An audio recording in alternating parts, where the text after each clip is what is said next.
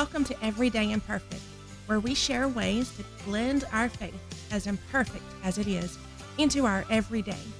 We know that there will be times when we have bad days and hard questions, and we want you to know it's okay to have imperfect faith. We have a perfect God. And it may sound a little simplistic, but if your faith needs a little boost today or every day, sit back, crank those AirPods up, and borrow a cup of imperfect faith from us today. Let's go.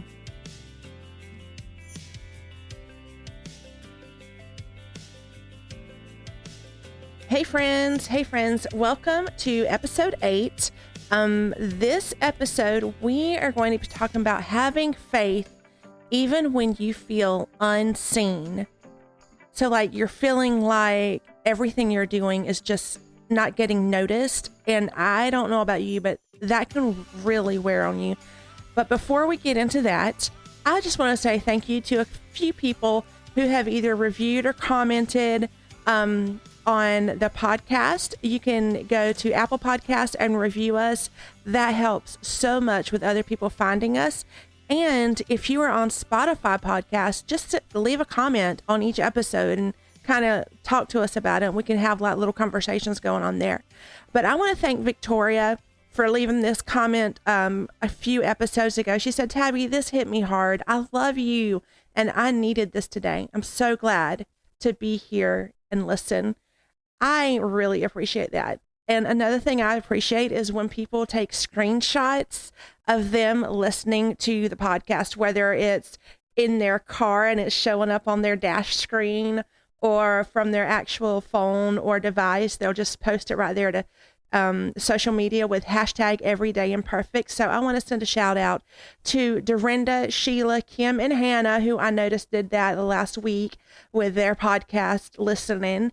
And just thank you once again for supporting this. This is not something that we just do just to hear our own voice, but because the Lord has laid certain words on our heart that we've had to learn through, that I've had to learn through. And so we are sharing those out because I know that generally if I'm going through something, there's somebody else who's going through it as well. A lot of times we try to think that we are the only ones going through this and no one will understand, but I've come to realize that is a lie. And a lot of us go through a lot of the same things. We just don't ever talk about it. So today, what we're talking about is having faith, even though, or even when you are feeling unseen. So several years ago, when Jerry and I moved to the bounding metropolis of Oclockonee, it's like Mayberry, just about. It's really small. There's not even a stoplight in town. But we had been here for, I know it was for at least over a year. Maybe a couple of years. But a friend of ours had opened up a restaurant, and we were there just kind of chit-chatting with him, and we had gone to have dinner. Well, whenever we went in the restaurant, Jerry immediately goes to the back of the restaurant to say hello to the owners, who are our friends. And I'm just kind of, we're trying to find a table. And as I'm going to the table, I stop and talk to some people that we knew from the church. And there's this adorable little sandy blonde-headed girl with dark brown eyes. She's looking at me and I'm talking to her mom, and we're just kind of chit-chatting and enjoying each other's company a little bit.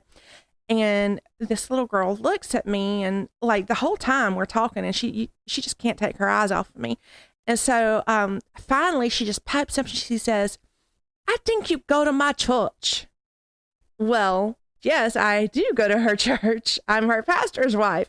But she didn't recognize me immediately as who I was until my husband came out of the back of the restaurant, put his arm around me.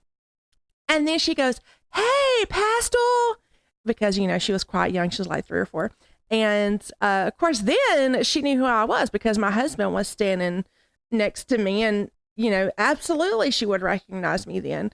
And while that is kind of a funny story, I'd kind of gotten used to that. Not being known for myself, but more as the role that I filled, the pastor's wife, Cole's mom, Cheryl's daughter. And then there were times that like even amongst our peers, we'd be at like denominational meetings or ministers' meetings, and other pastors' wives would just kind of just walk by me. But you let Jerry stand next to me, and they'd recognize me as his wife, and then they'd stop and talk to me, and it was totally different then. And logically, yes, I knew that they just simply didn't know who I was, because honestly, I've had to work outside the home like my entire married life, and I'm not able to attend most meetings like other pastors' wives might be able to attend. So it kind of makes sense that of course they're not going to know me. They just don't see me. And, social media has not been around as long as I've been in ministry. So they just didn't know me. But honestly, years of being overlooked really took their toll, at least on my mental health. And even though I intellectually knew the why, it still weighed heavily on me. To be honest, I was kind of good at being someone else's something. The pastor's wife, Cole's mom, the office manager, the piano player. But it still felt like like if I wasn't wearing a name tag to be able to identify myself as someone, then people wouldn't know me. They wouldn't see me. They'd have no idea who I really, really was inside. And honestly, that led to one of the darkest and most depressed times in my life. But the thing is, I was so busy doing all this, I didn't realize it, because I still had to get things done. And especially at that time, I just did not take the time to worry about my own mental health. Things had to get done, and you're just going to have to buckle up and head on. Like my daddy would have said, all right, now dry it up. And you just have to get the job done. Hey friend, I just want to let you know about something that I think is pretty special. There's a new way for you to get even more out of being a part of the Everyday Imperfect family. Check the show notes to find out how you can help be a sponsor of the podcast by joining our Patreon group of supporters. There's an added bonus content that you can discover on every level of giving. Would you consider helping us to get this message out to all the other imperfect people just like us? Well, fast forward a couple of years, and at this point, I had won a trip to Vegas, baby, with the network marketing group I was with at the time. There were so many people there. I was so excited. My bestie was there, and we were able to fly out and enjoy this time together. And we had so many people there that we were friends with on social media, that we had chatted with back and forth with our network marketing business, and just really getting to know them. But most of them, we didn't meet in real life. We had not yet met in real life until we got to this conference. And so we were walking around before the first session, kind of introducing ourselves to all of our Facebook and Instagram friends that we were finally meeting for the first time. And I made sure that my best friend was right next to me, because again, I did not think that people would know me from me. They would know her for sure, but not Tabitha. No way that they would know me. And honestly, when we were walking around, I was a little starstruck, because we met all these influencers we had been following, and it was just a really cool time for me until we got to the point. Well, this is still a cool time, but the biggest, the biggest impact came to me of the whole weekend, y'all, came to me whenever we were walking around meeting people. And we walked up to a girl named Kristen Hodges, and to my knowledge, she still doesn't know this story at all. But I went and recognized her, of course, and she had a group of people with her as usual. You know how us women do. We always kind of travel in groups. And so I walk up to her, and I just kind of stuck my hand out. I was like, hey, I'm Tabitha Rulis. And because again, I assumed that people don't know me. Here I am, just this little pastor's wife in this teeny tiny town in South Georgia. Nobody knows me. But then when I introduced myself to her, she looked at me and she says, Tabitha, I know you. And she hugged me so tight. And y'all, my heart just melted. I'll be honest, I don't remember much after that hug. I know that we hugged and we introduced ourselves, or went and met some other people in real life that we hadn't before. But I do remember kind of standing there in shock for a second, because holy cow, she knows me. She knows me, not my husband, not my son, not my church family, or the job I'm working at. She knows me. And that was the first glimpse that I'd had in a while of my own identity. Because for years, I staked my entire self-worth on who I identified as at the moment. One minute I was Cole's mom, the band mom, the working mom. So I wasn't as present as I wanted to be, but for the really important things, I was there cheering on my baby. And then the next moment, I was the pastor's wife, listening patiently with a smile on my face as Sister So-and-so goes into astonishing detail about her bunionectomy she had 5 years ago. And then the next day, I was the office manager, making sure all of our AR was on target and juggling schedules and authorizations and facilities maintenance. So hearing that someone knew me for who I was honestly monumental at that point in my life. I mean, I don't even think I knew me for me at that point. And just so you guys know, I have like several pages of notes. So if you hear pages rustling in the background, it's either my notebook or my Bible. But the thing is, I recognized at that point that I really didn't know who I was. Who did I identify as? I couldn't tell you anything about that other than the role that I was filling for people. And that was a crazy, life-changing weekend for so many reasons, but most of all, because I realized that I was known, that someone knew me, someone saw me. I wasn't unseen anymore. The truth is, I wasn't known just by Kristen. It just took her spiritual gift to show me that He, my God, had known me all along. I was seen by my Creator. And all that time, He saw and He knew me. See, I was too busy filling each current role that I felt like I had to fill at that moment, that I failed to realize that I never really had to play a role for Him. He knew me then, and He knows me now.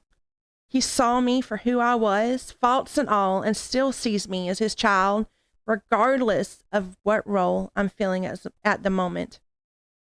He sees me. He sees me.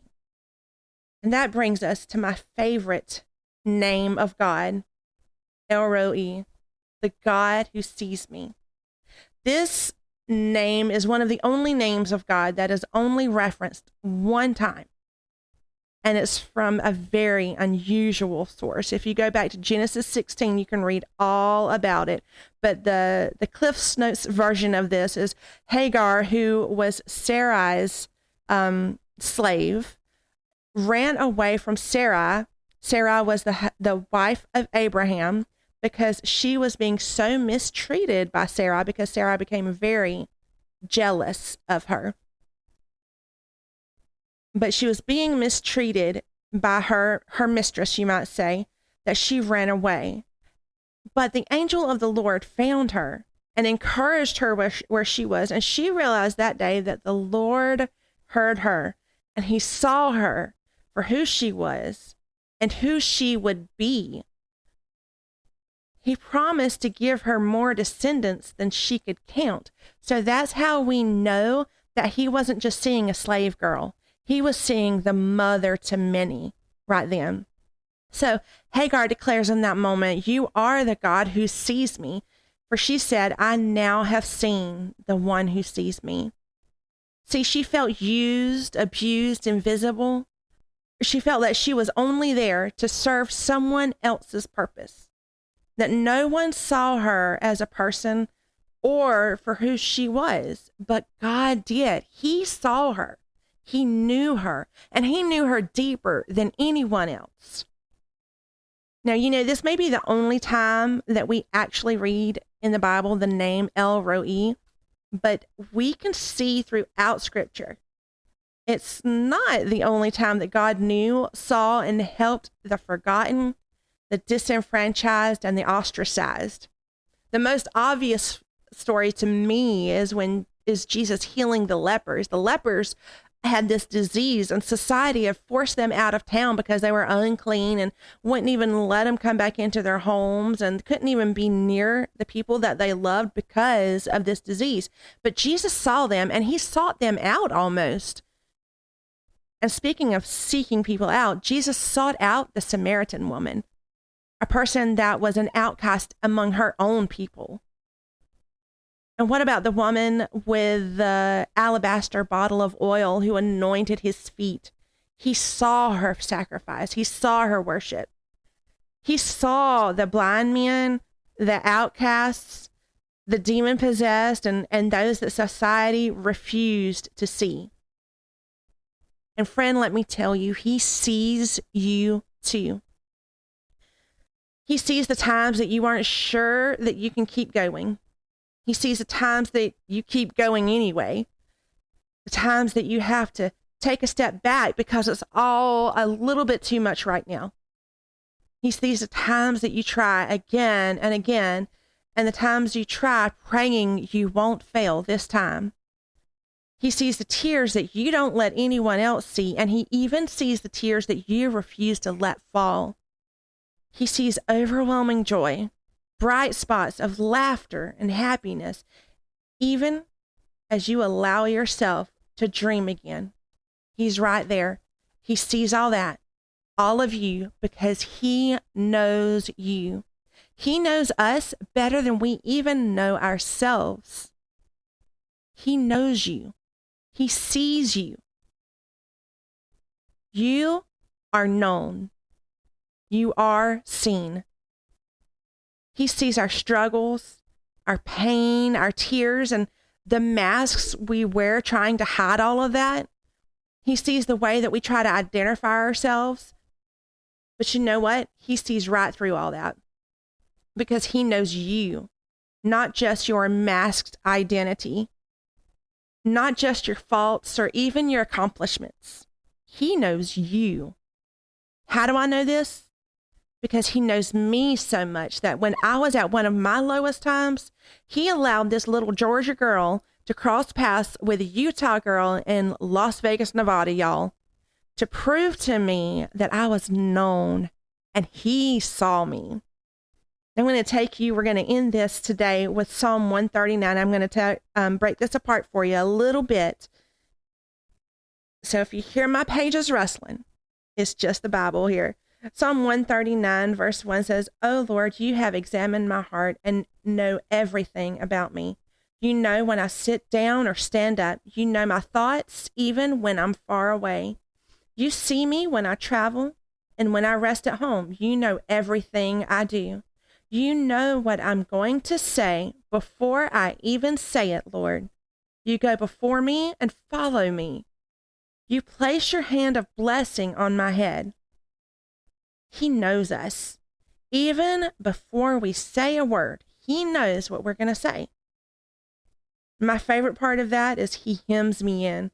He creates a wall around me. His hand is upon me as a blessing. So basically, he's telling us that you are so precious. He's keeping you in his sight.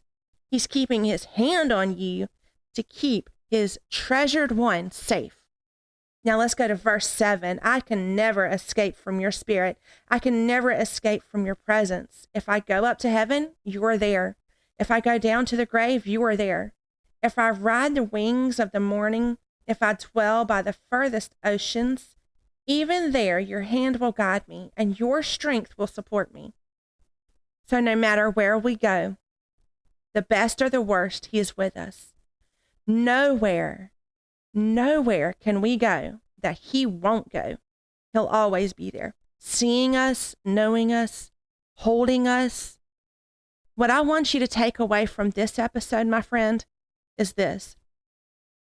Even when you go further from God, from the church, or from your family than you've ever been, even when you don't feel his presence and you don't feel the joy of doing his work anymore, even when you're still working your finger to the bone, providing for your family, not just physically, but spiritually too, and you're not sure you even believe what you used to, he's still there. He still knows you. He still sees. And he promised that that would never change, my friend. Because no matter what we do, we can never earn all that he has for us. but because he doesn't change and he's a promise keeper, we can rest knowing that he's going to do what he said he would do. Friend, he's there and he won't leave you. He never has and he never will. I hope that this has blessed you in some way today. Send it to a friend that you feel needs to know that you see them and that you recognize that they are doing their best. We all need a little bit of encouragement like that, right?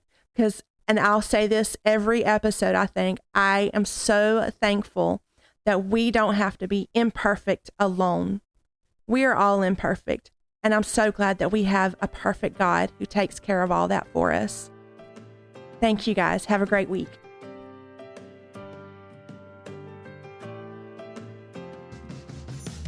Hey friend, thank you so much for joining us on today's podcast.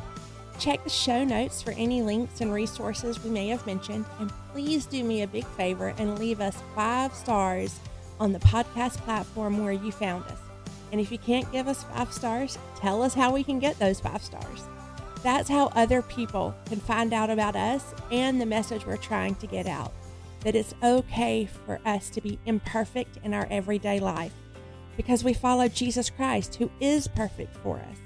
Also, if you'll go to the Buzzsprout link in the show notes, you can leave me fan mail.